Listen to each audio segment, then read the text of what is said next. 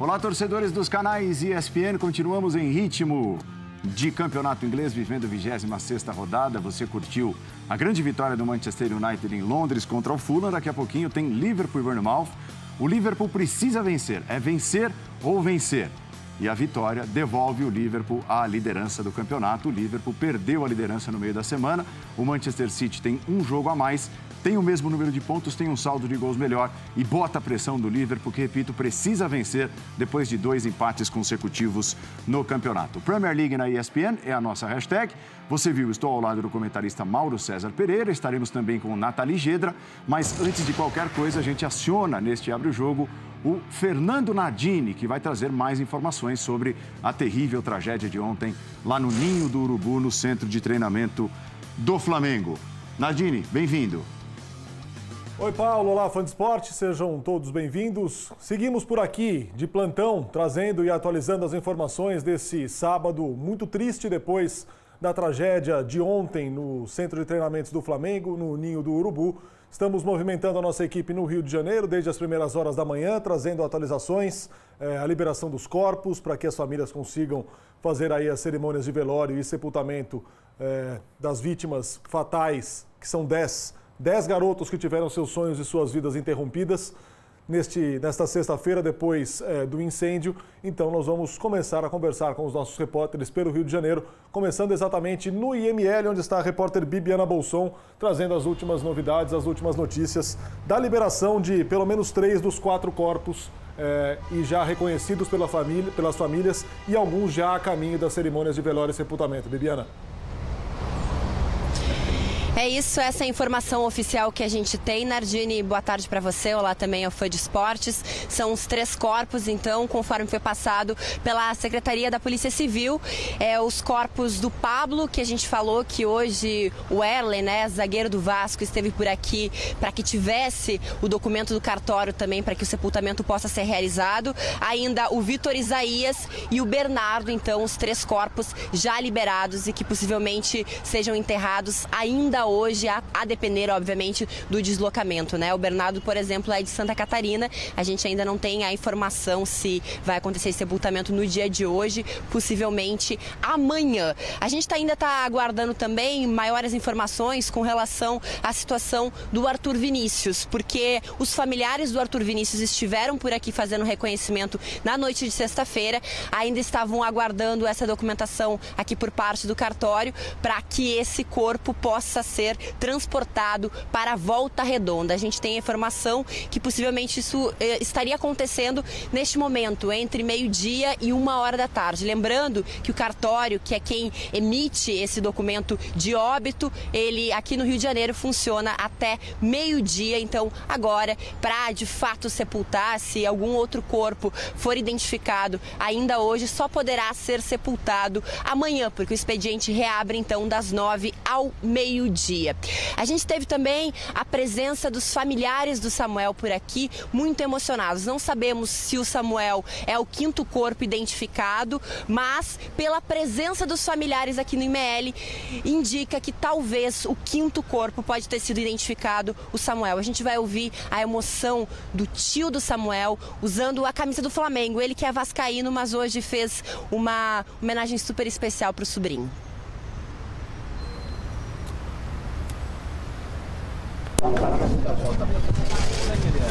Ele é um bom menino, sempre foi bom menino. Essa camisa ele sabe até que eu sou vascaíno. Ele, com essa camisa ele me deu ela, falava que era manto, enfiava no meu corpo.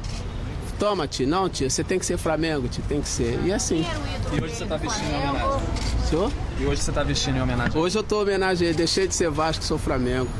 Meu sentimento hoje ele vai ser velado. Senhora? Meu sentimento, hoje ele vai ser velado. Muito obrigado.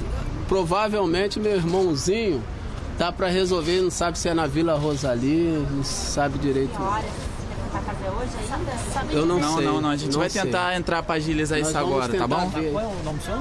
Eu sou o Arthur. tá? Eu sou Arthur Severiano Rodrigues de Souza. Sou tio de Samuel. Tomás, né? Samuel Thomas. Sou primo de Samuel, Vinícius de Souza. Quem que era o ídolo dele aí do Flamengo? Samuel gostava muito do Léo Moura, ele gostava muito da rapaziada toda que já passou pelo Flamengo. O Júnior. Admirava muito o jogador de antigo. O Samuel era um cara muito especial, o Samuel sonhava, o Samuel, ele queria brincar. A realidade é que o Samuel não levava isso como um trabalho, o Samuel queria brincar de jogar bola. O Samuel saía de casa para treinar e ele falava pra gente, eu não vou lá pra almejar algo muito, eu quero brincar, eu quero ser feliz, eu quero fazer o que eu gosto. É isso que o Samuel queria fazer. É isso.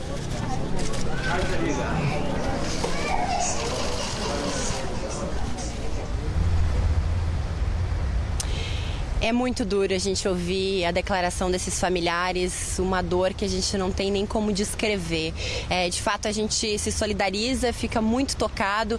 Agora, o trabalho por aqui ainda é longo, os outros 6 corpos, né, incluindo o do Samuel, que a gente não tem certeza se foi ou não identificado, estão passando por esse processo aqui de identificação. O Flamengo, como a gente vem informando, já cedeu as fichas médicas e odontológicas desses meninos também, para que seja possível tentar, né, fazer o reconhecimento pela arcada dentária, senão a última alternativa, DNA, e aí um processo que levaria algumas semanas. A gente segue com todas as informações, o Flamengo também está aqui com uma equipe de médicos, o João Marcelo Amorim e o psicólogo, o Alberto Figueiras. Os dois estão aqui prestando toda a ajuda possível para os médicos que estão fazendo essa perícia, também auxiliando os familiares que chegam aqui nesse estado que vocês viram, muito difícil. A gente volta com vocês, Nardini. Obrigado, Bibiana Bolson. Ela volta a qualquer momento na programação dos canais ESPN, trazendo mais informações do IML. Restam, então, ser identificados os corpos de Átila Paixão, cujos pais chegaram essa manhã do Sergipe ao Rio de Janeiro. Foram os últimos, ou seja, todos os familiares de todas as vítimas estão no Rio de Janeiro nesse momento. 8 das 10 vítimas fatais eram de fora do estado, portanto, agora concentrados num hotel para onde a gente vai daqui a pouco conversar com o Cícero Melo. Restam a identificação do Átila Paixão, Christian Ismério, Jedson Santos, Jorge Eduardo Santos, Riquelmo Souza Viana e o Samuel Tomás Rosa, como disse a Bibiana Bolson, que já está no processo de identificação. Talvez seja mais um corpo a ser liberado para as cerimônias aí de velório e de sepultamento. Vamos falar agora com a Débora Gares. A Débora está na sede do Flamengo, na Gávea, onde desde as primeiras horas da manhã acontece uma reunião. Um comitê de gestão de crise foi criado pela atual diretoria, presidida pelo Rodolfo Landim.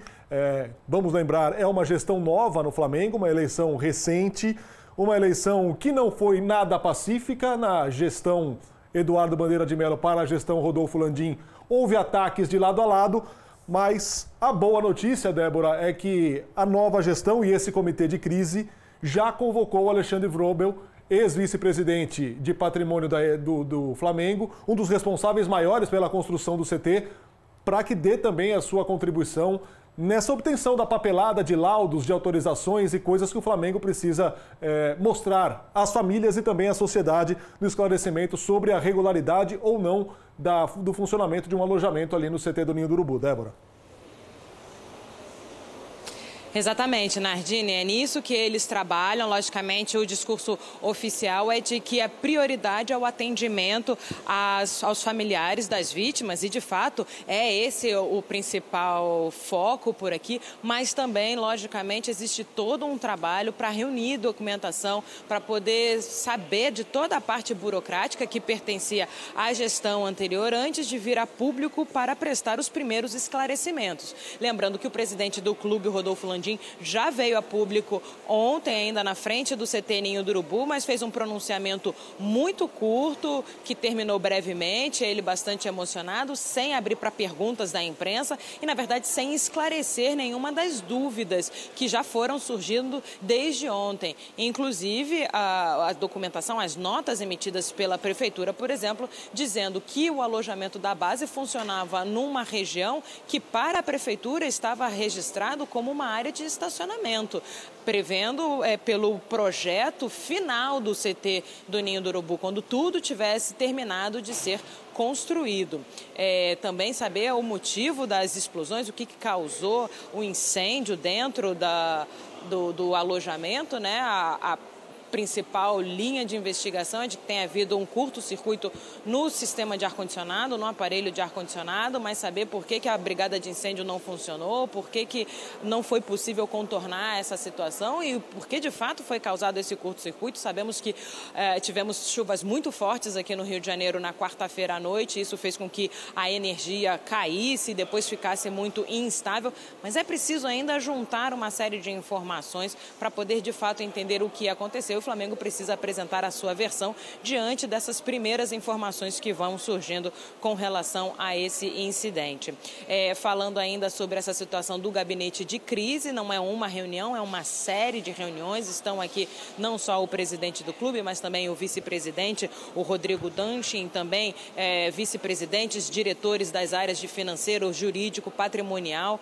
Todo mundo mobilizado para poder juntar essa papelada, para poder prestar o atendimento às vítimas. O Flamengo já disponibilizou a estrutura aqui da Gávea, da sede, o Salão Nobre, para os parentes que quisessem realizar o velório de seus entes queridos aqui, mas um velório coletivo, essa hipótese está descartada, justamente porque a gente vem acompanhando como os tempos são diferentes de burocracia e de liberação dos corpos, de identificação e liberação dos corpos, e também pelo fato de a maioria dos jogadores vítimas dessa tragédia serem de fora do estado. Mas a estrutura está à disposição, o Flamengo em diálogo constante com a família, ofereceu hospedagem, está arcando com os custos de deslocamento dos parentes que já estão por aqui, vai arcar com os custos de deslocamento dos corpos dos meninos que foram vitimados e estuda a possibilidade de realizar um culto ecumênico para marcar o 7º dia dessa tragédia, como já é tradicional na nossa cultura católica, de fazer a missa de 7º dia, muito provavelmente um culto ecumênico. Eu estou posicionada aqui nesse lugar, Nardini, para poder mostrar rapidamente o detalhe aqui na loja da Adidas, que fica dentro da sede do Flamengo. As camisas colocadas nos manequins aqui na vitrine, todas carregando nesse momento um símbolo de luto. Essa mudança foi feita agora pela manhã. Sinal, o símbolo é claro de luto por conta dessa tragédia, e vou pedir para o nosso cinegrafista Rodrigo Félix me acompanhar e mostrar do outro lado. A gente vê logicamente muita movimentação de imprensa por aqui, mas ao final, ao fundo, está o Flamemória, que é o museu de futebol aqui do Flamengo, que guarda toda a história do clube e que hoje está fechado em sinal de luto, excepcionalmente. Normalmente aos fins de semana ele funciona e normalmente é quando mais atrai público por aqui. Eu falei para vocês e mostrei, vocês veem toda essa a presença da imprensa por aqui, porque todos aguardam um pronunciamento oficial. A gente imagina que até o final do dia o presidente volte a falar, ou algum porta-voz do Flamengo volte a se pronunciar para dizer como estão sendo esses trabalhos por aqui ao longo do dia, o contato com as vítimas e o que eles já conseguiram levantar de documentação e de explicações para isso que aconteceu. Além disso, a gente sabe também, está sendo veiculado já nas redes sociais, a organização de 2 eventos hoje, organizados por torcedores do Flamengo em homenagem às vítimas. Um marcado para as 5 horas da tarde, aqui mesmo na Gávea, na sede do Flamengo, e um outro no Maracanã, para o horário que seria o horário do jogo de hoje. Hoje nós teríamos um Fla-Flu pela semifinal da Taça Guanabara às 7 horas da noite. A ideia dos torcedores é irem até o Maracanã e fazerem um abraço ali no estádio, um evento, uma cerimônia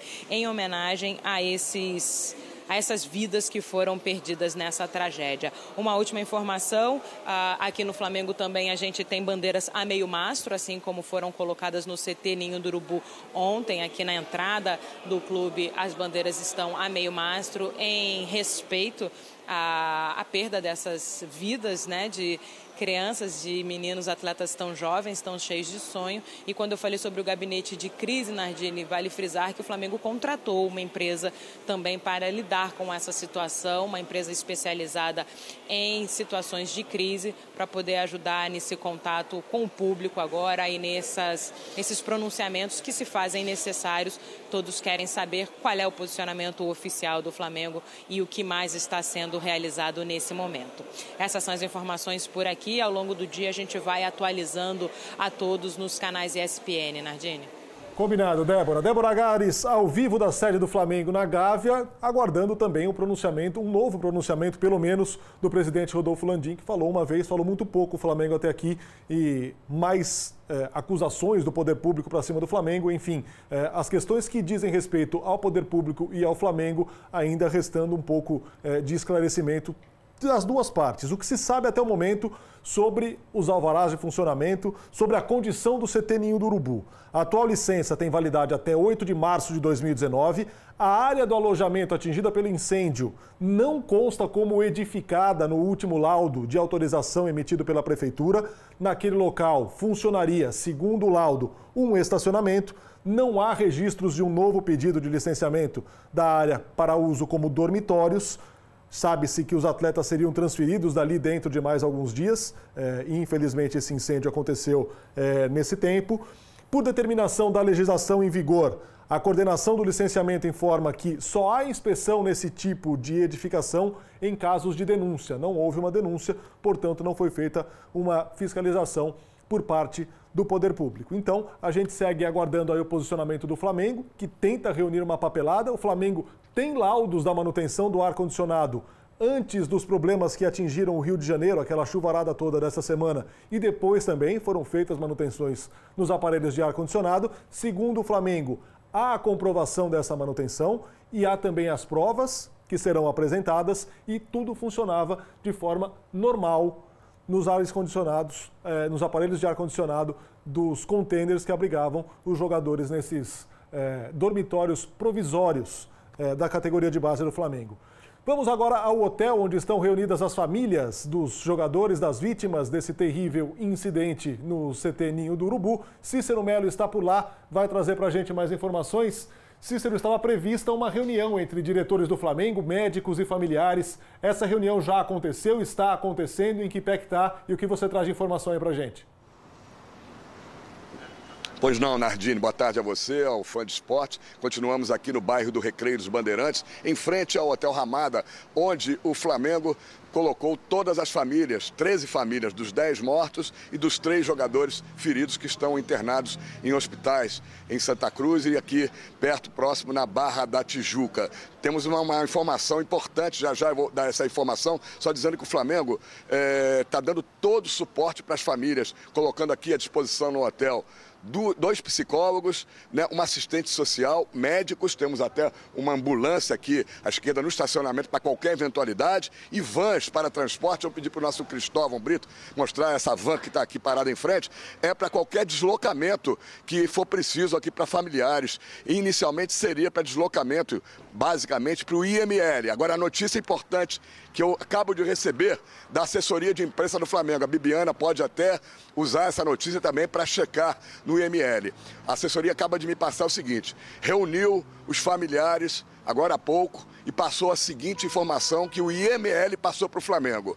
5 corpos que estão lá no IML, que estavam para ser reconhecidos através da arcada dentária, não terão condições de ser reconhecidos, estão totalmente carbonizados, não vão poder ser reconhecidos através de arcada dentária, só vão ser reconhecidos por DNA. E por DNA, esse reconhecimento pode demorar dias, semanas e até meses, né? Mas talvez dias e semanas. Então o Flamengo passou para os familiares das 13 famílias, basicamente das 13 não, das 10 dos mortos, né?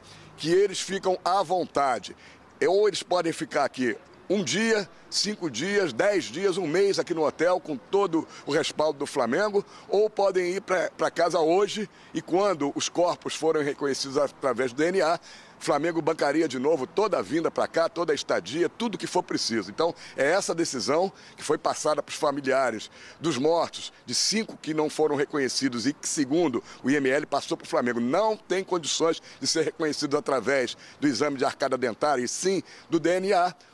Nenhum dos parentes ainda se manifestou. Se vai ficar, se vai sair, se vai para a sua cidade, se vão para suas casas. Isso vai ser resolvido, acredito, agora nas próximas horas. Então vamos aguardar. Provável pelo que a gente pode sentir, é que as pessoas talvez, muitas vão para casa e aguardem em casa com mais conforto, né, perto de outros familiares e de amigos, este reconhecimento que pode demorar, como eu falei, até semanas. Em relação aos feridos, que a gente também está acompanhando, mesmo aqui do hotel, a gente está em contato com as assessorias de imprensa dos hospitais, os 3 feridos. O Flamengo vai divulgar a qualquer momento um boletim médico através do Dr. Márcio Tanuri, que é o chefe do DM, do Departamento Médico do Flamengo, já que os hospitais informaram que não vão divulgar boletins médicos. Tudo é por conta do Flamengo. No Hospital Vitória, próximo aqui, na Barra da Tijuca, estão o Cauã Emanuel Gomes Nunes, 14 anos, que é de Fortaleza. Esse é o que está no melhor estado, ele inalou fumaça e pode ser liberado ainda hoje, essa é que eu recebi. Ele pode ser liberado ainda hoje, né? O Francisco Diogo Bento Alves, 15 anos, que também é de Fortaleza, ele está num estado que talvez não seja liberado hoje. O pai dele, Francisco José, chegou de madrugada ao hospital, né, disse que o melhor presente de aniversário, já que o pai está fazendo aniversário hoje, o Francisco José, o melhor presente foi abraçar o filho vivo, né? Então, ele está com dores no peito, né? Por causa da respiração, que ele não está conseguindo ter uma respiração normal por causa das queimaduras. Está com queimaduras leves nas mãos e escoriações no corpo, porque foi obrigado a sair pela janela de qualquer jeito, né, para escapar do fogo e da morte. Então, ele talvez não seja liberado hoje, talvez seja liberado amanhã. E o que está em estado mais grave, lá no Hospital Pedro II, em Santa Cruz, o Jonathan Cruz Ventura, de 15 anos, que é de Vila Velha, Espírito Santo, os outros 2 são de Fortaleza, esse sim está em estado grave, de 30% a 35%, como já informamos, do corpo queimado, principalmente os membros superiores, peito, pescoço e face. A gente fica aguardando, então, o comunicado do Flamengo oficial, com o estado mais atualizado no dia de hoje dos 3 feridos. Mas a principal notícia é essa, de que o IML passou para o Flamengo, que os corpos de 5 dos meninos não têm condições de ser reconhecidos através do exame de arcada dentária, e sim DNA, o que pode demorar até semanas. Voltamos com você, Nardini. Obrigado, Cícero Melo, ao vivo do Rio de Janeiro, Barra da Tijuca, onde estão concentradas as famílias das vítimas. E aí você vê, segue a repercussão pelo mundo, a equipe júnior do Milan fazendo uma homenagem à equipe do Flamengo, com essa malha, aquela camisa bem ali à sua direita, camisa número 1, escrito Flamengo. O time do Milan recorda as jovens vítimas do incêndio que atingiu o Centro Esportivo do Flamengo no Ninho do Urubu. A homenagem também no Milan, também rubro-negro, assim como o Flamengo. Nós vamos para o intervalo. Daqui a pouco retorna Paulo Andrade e Mauro César Pereira. Vem aí Liverpool e Bournemouth pelo Campeonato Inglês, a Premier League. A gente segue aqui acompanhando e traz novas informações a qualquer momento na programação dos canais ESPN.